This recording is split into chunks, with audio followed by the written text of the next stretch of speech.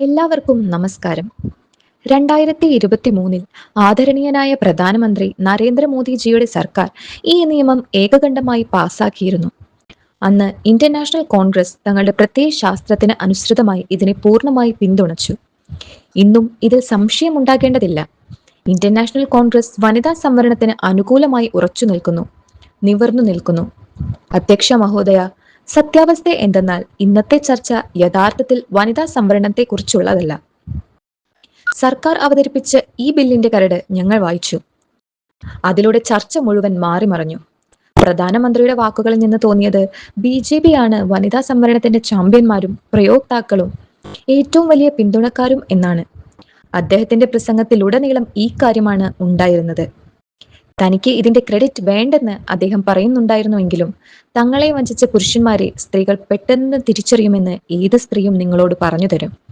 പ്രധാനമന്ത്രി സൂചിപ്പിച്ച ആ രാഷ്ട്രീയ ഗന്ധം, രാഷ്ട്രീയത്തിന്റെ ദുർഗന്ധം ഇതിൽ പൂർണ്ണമായും കലർന്നിട്ടുണ്ട്.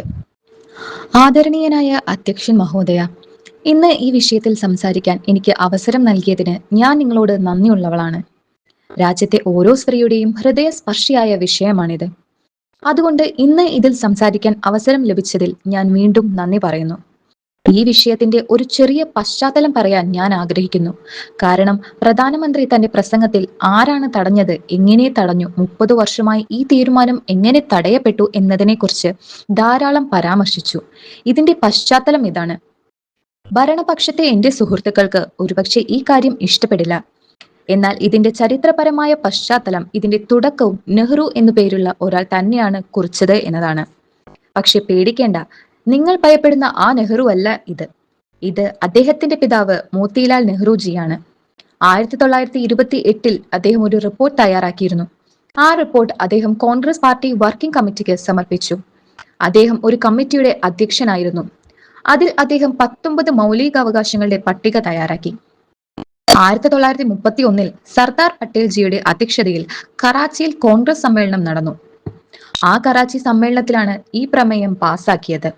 അവിടെ നിന്നാണ് സ്ത്രീകൾക്ക് നമ്മുടെ രാജ്യത്തിന്റെ രാഷ്ട്രീയത്തിൽ തുല്യമായ അവകാശം ഉൾപ്പെടുത്തുന്നത് തുടങ്ങിയത്. അതേ സമയത്താണ് 1 വോട്ട് 1 സിറ്റിസൺ 1 വാല്യൂ എന്ന തത്വവും നമ്മുടെ രാഷ്ട്രീയത്തിൽ സ്ഥാപിതമായത്. ഈ തത്വം കാരണമാണ് സ്വാതന്ത്ര്യത്തിന്റെ ആദ്യ ദിവസം മുതൽ നമ്മുടെ രാജ്യത്തെ സ്ത്രീകൾക്ക് വോട്ടവകാശം ലഭിച്ചുവെന്നത് നിങ്ങളെ അത്ഭുതപ്പെടുത്തിയേക്കാം. അമേരിക്ക പോലെയുള്ള ഒരു രാജ്യത്ത് ഈ അവകാശത്തിനായി അവർക്ക് 150 വർഷം കാത്തിരിക്കേണ്ടി വന്നു, പോരാടേണ്ടി വന്നു. നമ്മുടെ രാഷ്ട്രീയ വ്യവസ്ഥയിൽ വനിതാ സംവരണം നടപ്പിലാക്കുന്നതും ലോകത്തിലെ തന്നെ സമാനതകളില്ലാത്ത ഒരു നീക്കമായിരുന്നു.